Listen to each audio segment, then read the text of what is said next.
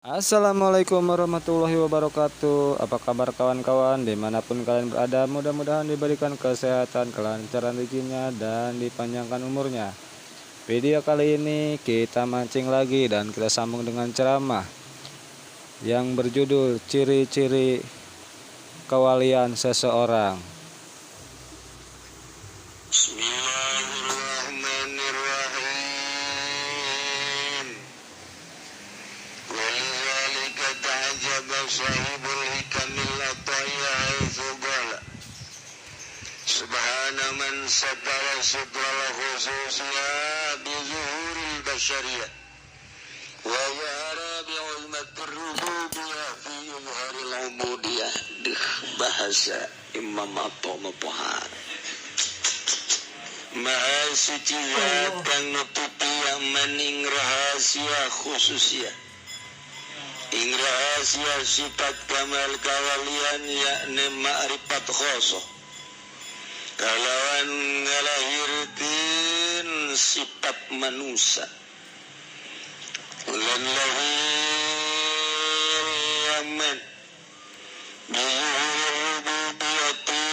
lan ngalahirkeun yaman kalawan agung sifat kapangeranan ilharil ubudiyati ing dalam ngalahirkeun sifat kehambaan. Qala Allah lan wajah sebagai Allah radhiyallahu anhu ngadilar benu sabalan wajah Allah jing labat subhana man nazharana sutahu sirrana. Maha suci zat kang ngalahirkeun yaman ing alamna suteman ing sering sun sadaya lahu tahu asaqib ing alam lahu teman asaqimu kang tumeka atawa kang sakit tumanca.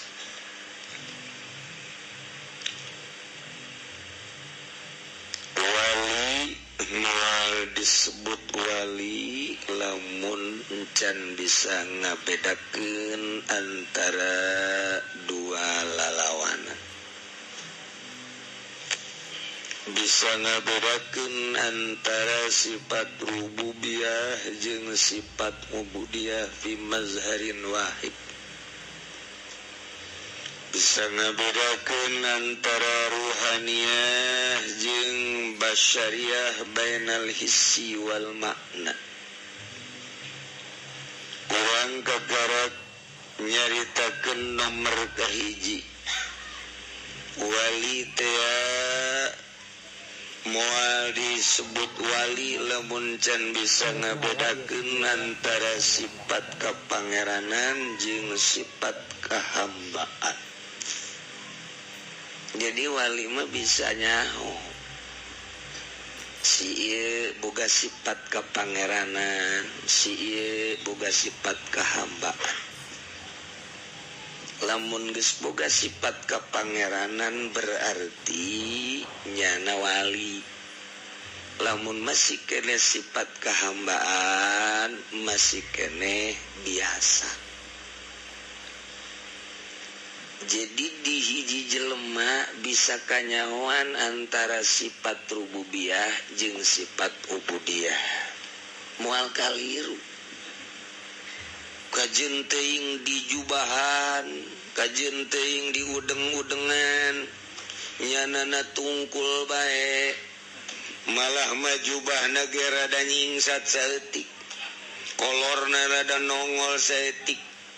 Percis cara tasawuf Cianjuran atau kos Islam itu Jakarta kebanjerukan jenggot aya nolol setik kumis ada dicukur setik casbeh kunyana dicecekel baik ngomong nage Allah subhanallah Allah subhanallah Allah subhanallah horenganan mentes nganjang di marangga berarti sifat ubudiyah ada tinggi kan.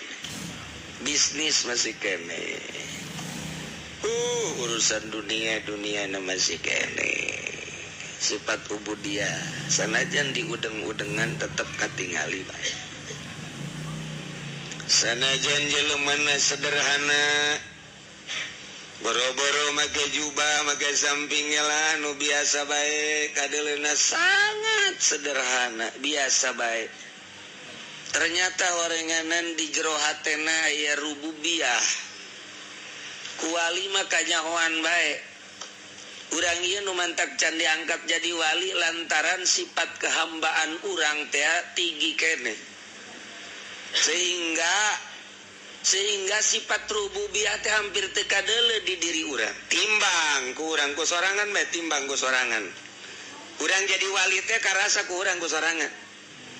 Urang diangkat jadi wali teh karasa kanyahoan ke waktu nikahkeun. Ya urang bawa urang wali.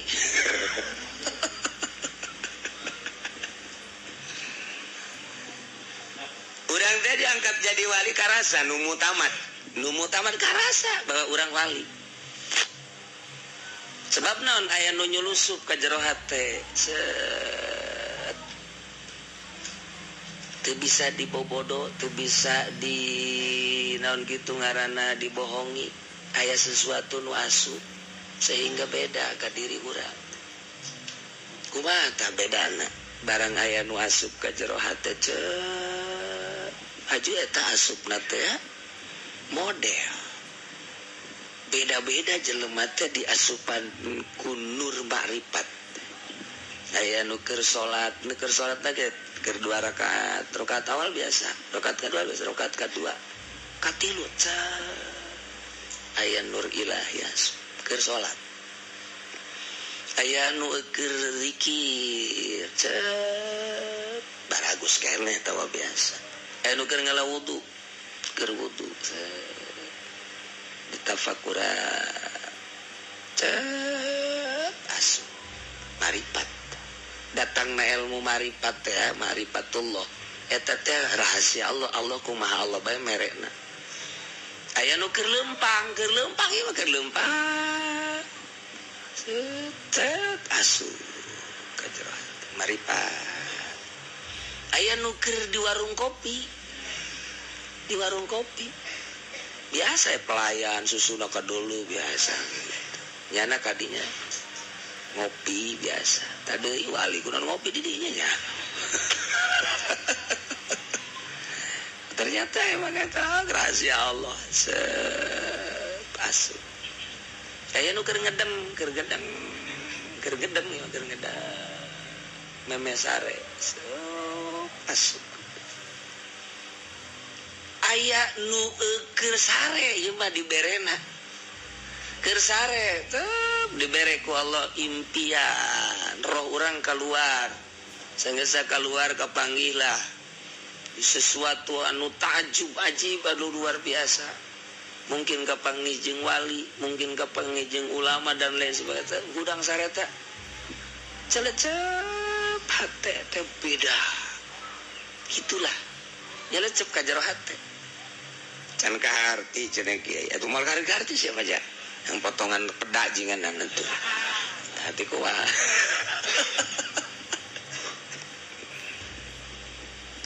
Ieu hate urang teh asa dicekelan.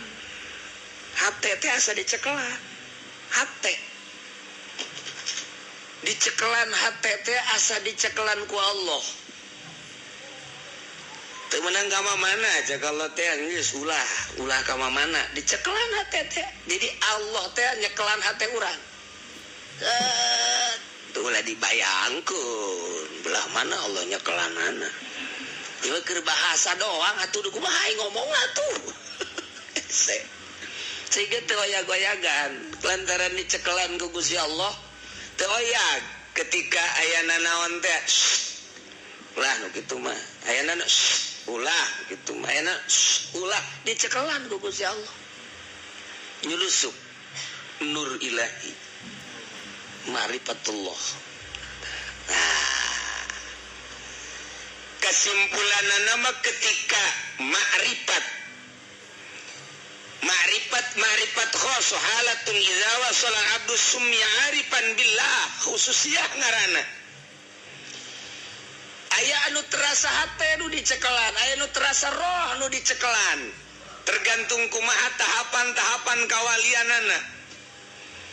Sehingga nyana diraksa ku Gusti Allah. la yazalu 'abdi yataqarrabu ilayya bin nawafil hatta uhibba wa idza kuntu ahbabtuhu qultu 'ainahu wa udhulahu dan lain sebagainya. Lamun aing geus ngajagaan berarti seakan-akan aing nu jadi matana, aing nu jadi celina, aing nu jadi sungutna, aing nu jadi leungeuna, aing nu jadi sukuna. Kumaha aing bae? Jadi diraksa ku Gusti Allah. Urang mah kuari urang ye. Kan ngahaja urang mah hayang ulah neuleuh ka awewe mata urang nu berusaha capek. Urang bunga dengekeun musik-musik lantaran cek tekad urang teh alatul lahwi. Alatul malahi teh haram teh istima'na. Nah, kuari urang berupaya urang bunga dengekeun capek. Tapi ketika Allah mah penuh ngaraksana. Allah anu ngajagaanana ketika urang neuleuh, cak Allah, ulah dideuleuh. Aya musik, wis ulah didengekeun. Aya nu ngomongkeun, ulah didengekeun. Allah teh nu ngajagaan atuh urang hapang. Nu mata kurang mah kos selang layangan. Tek layangan ngaler ngidul kumaha angin nu mawa jeung kumaha dikenyedkeunana. Geus eueuh ikhtiar. Belani jeung geus malah ikhtiar. Tah nu mantak di dieu lah. Dipermasalahkeun ikhtiar teh ajang nempelkeun ganjaran. Kok geus teu make ikhtiar? Atuh wali mah teu hayangeun ganjaran. Emang wali hayangeun ganjaran atuh henteu. Kasiksaan sieun henteu, kaganjaran teu hayang. Dicaritaan sorga gitu nya nama tuh keom bae sepira sorga teh mah damelan Gusti Allah lah jang naon aing mah mendingan ngeunyeun sorgana. Jadi wali mah geus eueuh ikhtiar lantaran geus eueuh jang nempelkeun ganjaran sebab di dirina geus teu hayangeun ganjaran. Teu embung siksa teu hayang ganjaran. Hayangna ka mana? Hiji we Allah aing mah nu nyieun al-mudabbir wal musakkid wal muharrik. Eta bae kana mantah. Nah, geus eueuh ikhtiar, eueuh sorangan. Eueuh sorangan teh kos kitu teh eueuh. Jadi ketika salat ge eueuh ikhtiaran, Allah bae, Allahu Akbar. Babacaan dan les we hese nyaritakeunana. Lantaran eta mah dicaritakeun ku kumaha ge moal bisa sebab tah merasa. Tah, kuari geus aya ieu di jero hate nurusuk ka jero menang ti Allah. Atuh urang teh dijaga dedeleuan, dedengean, ucap, cecekelan lengkah kabeh dijaga. Geus ngeunaheun hirup di dinya. Ngadengekeun suara jelema nu ngaji Al-Qur'an misalna geus lain make ceulik. Ahli marifat geus lain make ceulik lain. Geus teu kadenge ku ceulik henteu. Lamun aya nu ngaji misalna teh A'udzubillahi minasyaitonirrajim. Bismillahirrahmanirrahim. Kadengena lain ku ceulik ku ieu ku sabulu-bulu. Ngeunaheun. Jadi teu puguh kadengena di mana teu puguh. Ngan ngeunaheun we ngeunaheun. Mantap kajureup bees. Ngeunaheun. Hese kos kitu mah lantaran rasa. Jadi urang lamun keur salat, misalnya kedatang keur waktu salat, imaman maghrib atau isya, Allahu Akbar, bismillahirrahmanirrahim, urang kabarna dibere ku Allah ngeunaheun. Lain sora imam model Muammar, model Humaidi lain. Makhraj geus teu diitibar, suara geus teu diitibar. Ngeunaheun wallahu alam eta rasa ngeunah teh kumaha hese nyaritakeunana. Lantaran datangna ge lain teh ceulik, ngeunaheun teh sabulu-bulu we ngeunaheun. Padahal mah lamun ceuk ahli qiraat mah salah teh babacaan. Salah teh babacaan teh. Mungkin madna, mungkin makhrajna salah. Tapi geus ngeunaheun bae, tah rahasia Allah teh datang ka kos kitu teh. Eta teh geus datang ngeunaheun. Jadi geus teu hayangeun nya lagi maca ge hayangna ngadengekeun bae. Lantaran ngeunah. Bisa ngabedakeun nya lamun geus kos kitu teh antara ieu sifat rububiyah nu ieu mah bogana sifat ubudiyah. Sebab nya geus jadi wali. Sanajan dikomentarkeun terus bae moal aya anggeus-anggeus nu kos kitu mah. Dek nyampaikeun rasa mah moal bisa. jeung beda-beda ke cara nu nyampekeun mungkin si itu mah boga rasa teh deuk disampaikan teh carana kos kitu si ieu mah kos kitu nu mantap kitab wali beda-beda cara menyampaikanana Minhajul Abidin karangan Imam Ghazali tapi metode tama kos kitu ihya kos kitu hikam mah kos kitu nah ieu menyampaikan rasa deuk nyampaikan rasa ujung-ujungna mah di ihya ge deuk nyampaikan rasa marifat mencarana make metode lantaran aya guru kitu keneh kitu syahatoillah cara nyampaikan rasa teh kumaha ieu supaya kaharti kayak Gus Dur mah kitu cara nyampaikan rasa jadi deuk nyampaikan syariat make rasa eta teh tadi model kitu nyirorok kidul berjilbab tidak berjilbab eta deuk nyampaikan rasa.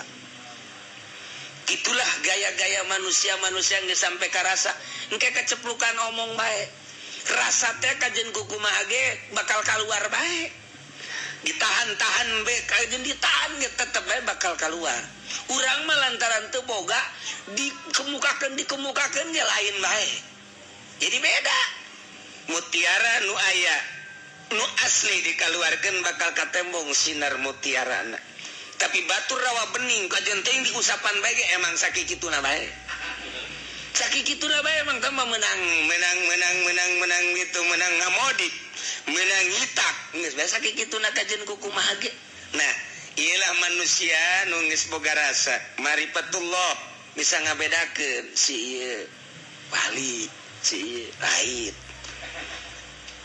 di mana eta teu kanyahokeunana hese nyarita keurana justru wali diangkat jadi wali teh ya ku sebabnya geus bisa ngabedakeun nu mantap engke nyana ngahiji ahli marifat jeung ahli marifat deui ahli ikhlas ngahiji jeung ahli ikhlas deui percis kos calo ngahiji jeung calo deui kajen kukumaha ge teu betaheun calo lamun teu ngahiji jeung calo teu betaheun jasa tukang korupsi ngahiji jeung lain tukang korupsi tukang maling pasti ngahiji jeung pamalingan deui kajen kukumaha ge kitu bae jadi sapa godosna nyana teh tangah hiji ahli marifat ngahiji jeung ahli marifat deui henteu kudu babarengan ahli marifat mah sanajan jauh nu hiji di Masik nu hiji di Maghrib nu hiji di Malaysia nu hiji di Indonesia ngahiji kok bisa ngahiji sih atuh hese tah mah urusanna ruhani bisa ngahiji kapanggih di hiji tempat bisa ngahiji ngiring-ngiringan bisa ngobrol nyana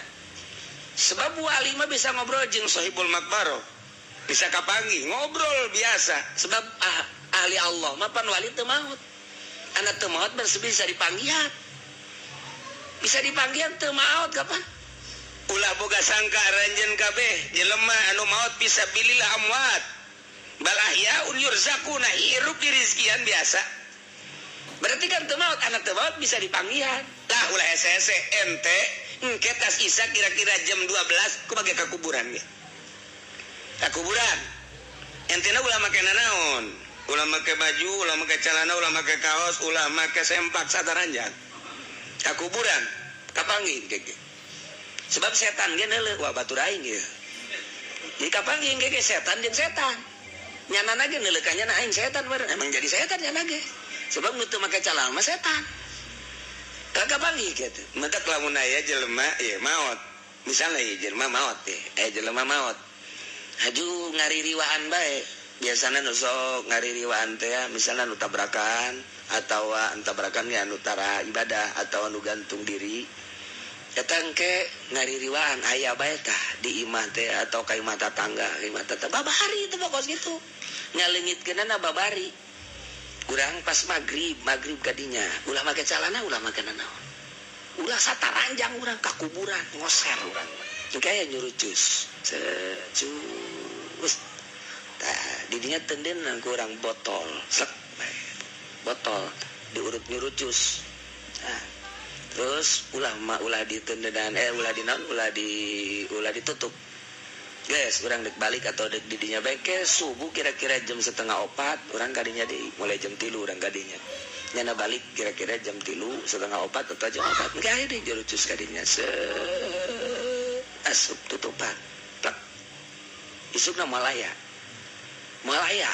ngan carana orang kadinya na ulah make calana sataranjang sebabnya nage neuleuh tuh batur aing cak nyana. Batur aing tuh, tapi lamun urang make calana bae katuh moal wae manusa. Cak nyana keneh tah cak nyana lelembutannya ngomong lelembutannya cek lelembutan itu mah jelema sebab make calana. Lamun urang geus make calana tuh make kaos sataranjang. Oh itu batur aing cak nyana teh. Urang moal aman, mantak nu sataranjang eta sebenarnya eta. Nunggu sekarang itu sebenarnya mah. Nah, iya kurang teh ayangnya lelembutan teh sok ka kuburan kabangi urang eta lelembutan ngan lelembutan secara umum ku ari mah lelembutan secara khusus urang na biasa kieu ngan lelembutan urang nana geus murni geus suci geus aya nur ilahian atuh bakal kabangi geus urang jadi ka kuburan ge geus Assalamualaikum salam hei apa kabar baik-baik saja gimana di kuburan kabarnya baik-baik bawa oleh-oleh dong ke sini ngobrol biasa urang jeung ahli kubur teh ngobrol tah eta lelembutan urang bisa ngabedakeun nah mantak ieu istimewa ieu cek Syekh atau ilah dina kitab hikam subhana man satara sitral khususiyah maha suci zat Allah anu nutupan kana rahasia sifat kawalian di zuhuril basariyah kulahirna sifat kamanusiaan hiji jelema eta teh manusia dahar nginum sifat manusia sare sifat manusia numpakan pamajikan sifat manusia eta sifat manusia jang naon eta kos kitu tah sifat manusia dahar nginum sare jima jang nutupan rahasia Allah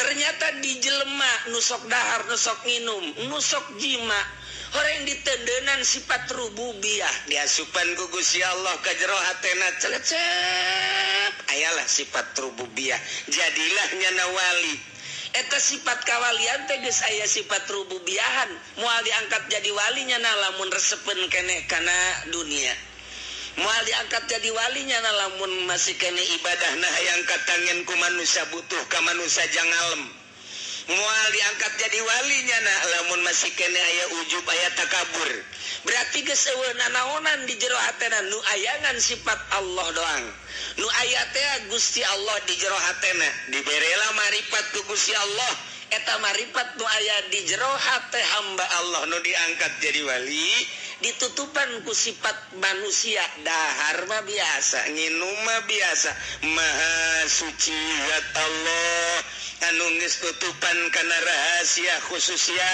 yakni sifat kawalian anu aya di jero hate dibungkus rapi ku sifat kemanusiaan jelema biasa tapi nu beda jero hatena kanyahoanana kumaha wa zahara Allah ngalahirkeun di uzbatir rububiyah kana keagungan sifat rububiyana fi izharil ubudiyah dina ngalahirkeun sifat kahambaan lantaran nol jasanya sifat kehambaanana bener-bener asli sifat kehambaanana setiap waktu sholat setiap instruksi sunnah setiap instruksi dan lain sebagainya kunyana sangat diperhatikan padahal mah manusia dahar nginum di jero hatena aya sifat kepangeranan rububiyah dilimpudan ku Gusti Allah dibungkus maka sifat basyariah kanyahoanana keagungan rububiyah dilahirkeun ku sifat kehambaan dirina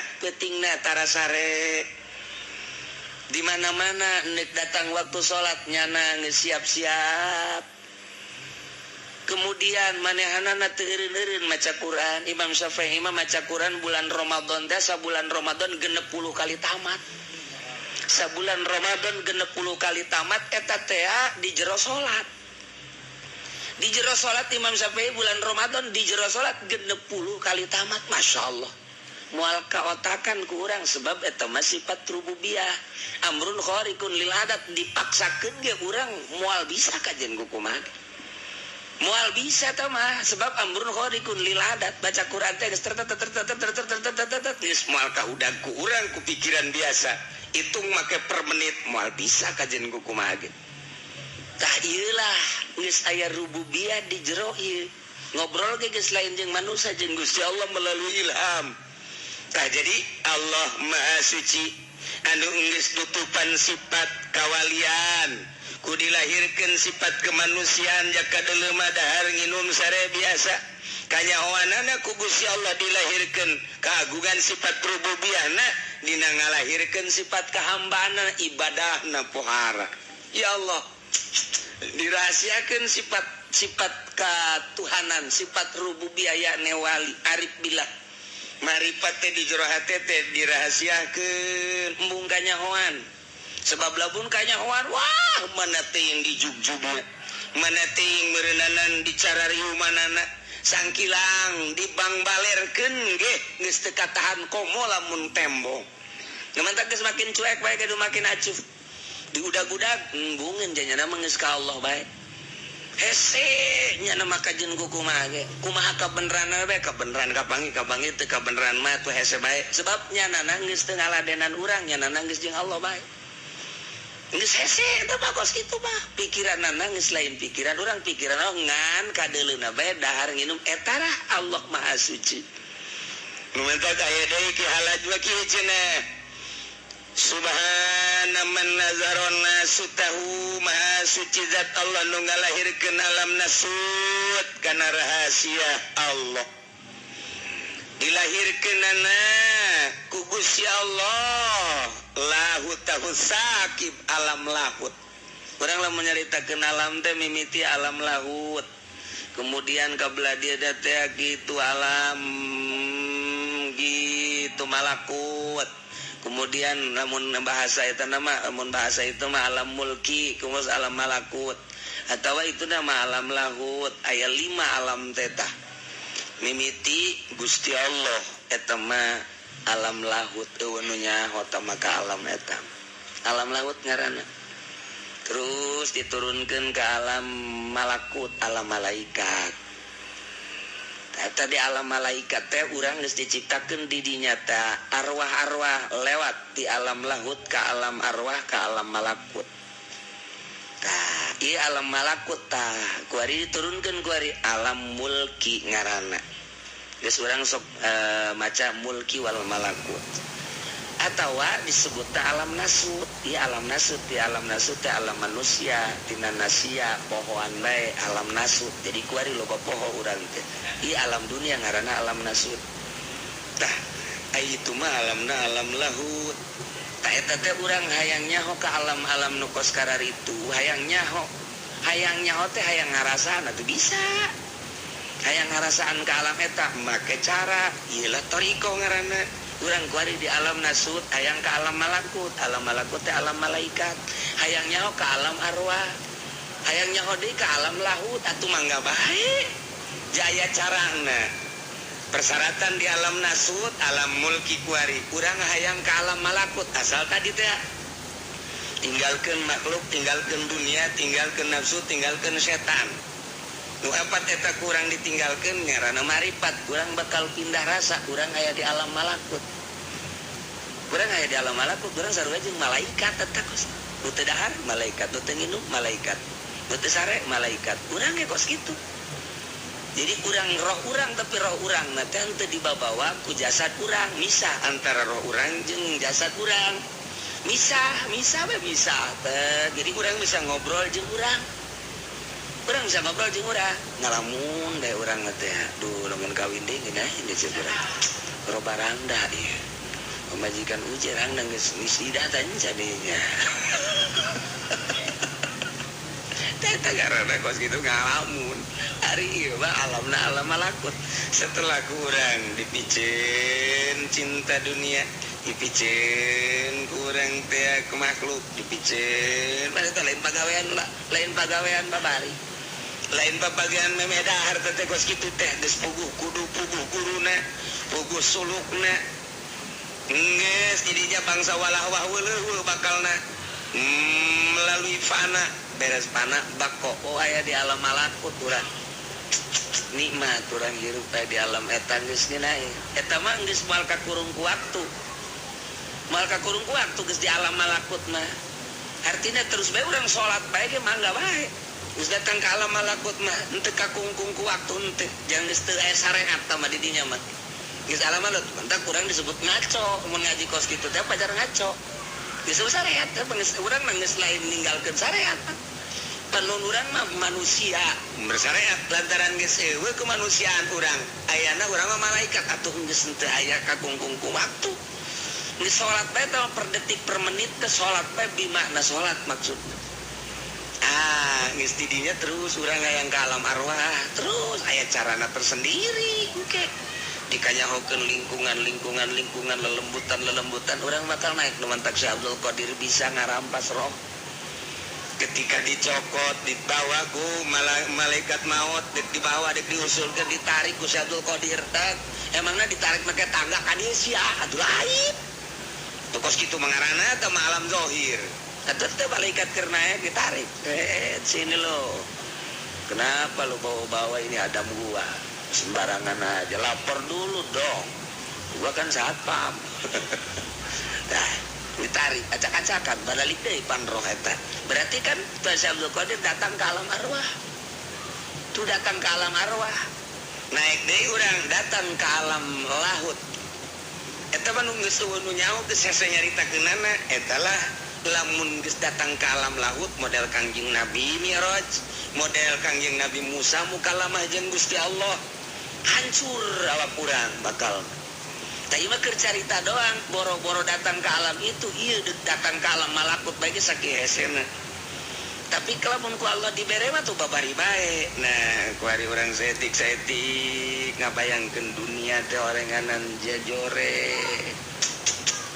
dibayangkeun ku urang bari peureum jokos nini barang bentahan heuleuh apaan saja bagusnya tolol itu can bisa berarti can bisa ieu mah asli engke urang ku mata hate teh ngelekeun mata ieu asli bakalna asli mata hate urang teh kulantaran ditapakurkeun bae terus tapakur kana dunia jahat dunia jore terus dunia nini dunia bangke engke terus makin hari makin cuek heula urang teh teu melu kabelah dieuna dibere ke Gusti Allah dibere ieu mah bebeneran engke teh teu hayang bae geus jore izin kumaha si urang deuleu kocomberan bakal kos kitu tah tidinya engke bakal urang mulai geus lain deui ngeunaheun tah geus datang ka dinya teh nikmat nah ieu lah geus aya di alam malakut hartina eta jelema biasa dahar biasa nginum tapi dibere kaleuwihan ku Gusti Allah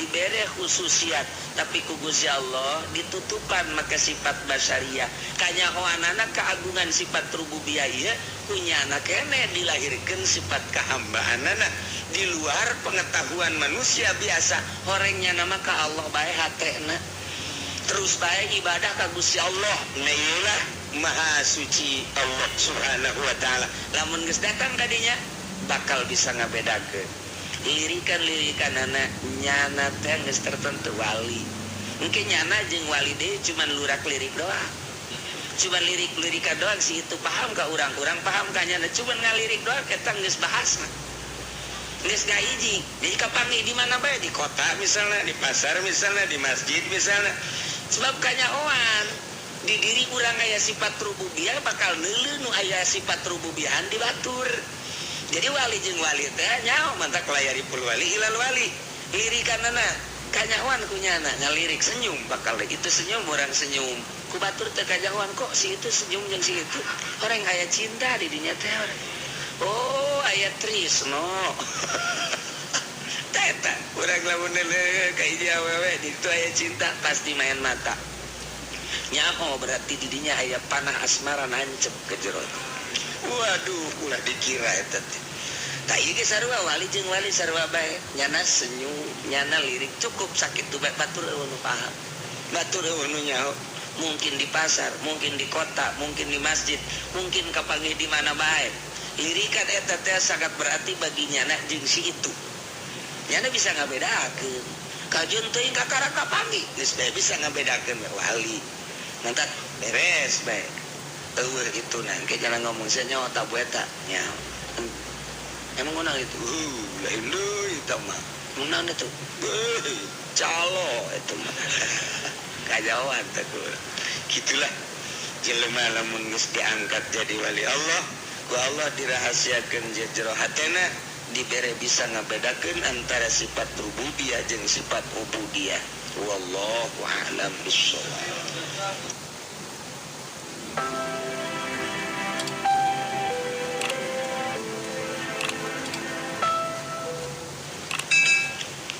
Bismillahirrahmanirrahim.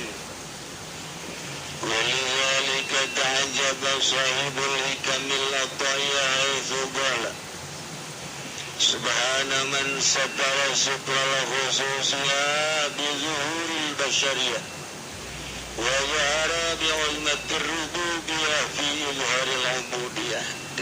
Bahasa Imam At-Tahawi. Maha suci zat kang nutupi maning rahasia khususnya ing rahasia sifat kamal kawalian yakni ma'rifat khosoh kalawan ngalahirkeun sifat manusia ulan lahu yaman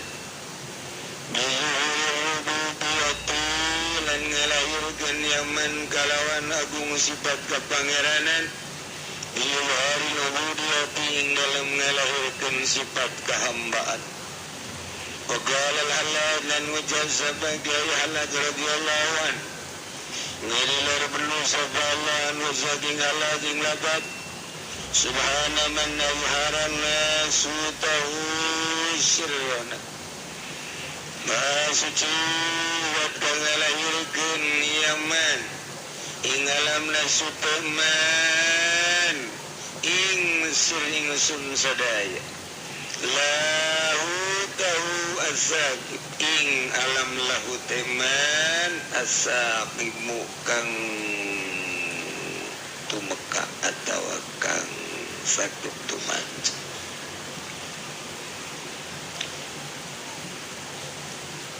Wali moal disebut wali lamun can bisa ngabedakeun antara dua lalawanan, bisa ngabedakeun antara sifat rububiyah jeung sifat ubudiyah fi mazharin wahid, bisa ngabedakeun antara ruhaniyah jeung basyariyah bainal hissi wal makna. Urang kakarak nyaritakeun nomor kahiji wali teh moal disebut wali lamun can bisa ngabedakeun antara sifat kapangeranan jeung sifat kahambaan. Jadi wali mah bisa nyaho si ieu boga sifat kapangeranan, si ieu boga sifat kahambaan. Lamun geus boga sifat kapangeranan berarti nyana wali. Lamun masih kene sifat kahambaan masih kene biasa. Jadi di hiji jelema bisa kanyawan antara sifat rububiyah jeung sifat ubudiyah. Moal kaliru. Kajeun teuing di jubahan, kajeun teuing di udeng-udengan, nyanana tungkul bae. Malah mah jubahna ge rada nyingsat saeutik. Kolorna rada nongol saeutik. Percis cara tasawuf Cianjuran atau kos Islam itu Jakarta kebanjerukan jenggot aya nolol setik kumis ada dicukur setik casbeh kunyana dicecekel baik ngomong nage Allah subhanallah Allah subhanallah Allah subhanallah orenganan mentes nganjang di marangga berarti sifat ubudiyah ada tinggi kan. Bisnis masih kene urusan dunia masih kene sifat ubudiyah sanajan di udeng-udengan tetap katingali sanajan jelema sederhana boro-boro make jubah make sampingnya lah nu biasa bae kadeleuna sangat sederhana biasa bae ternyata warenganan di jero hatena aya rububiyah kuali mah kanyahoan bae urang ieu nu mantak can diangkat jadi wali lantaran sifat kehambaan urang teh tinggi keneh sehingga sifat rububiyah teh hampir teu kadeuleu di diri urang timbang ku urang ku sorangan bae timbang ku sorangan urang jadi wali teh karasa ku urang ku sorangan urang diangkat jadi wali teh karasa kanyahoan anan ke waktu nikahkeun nya urang bawa urang wali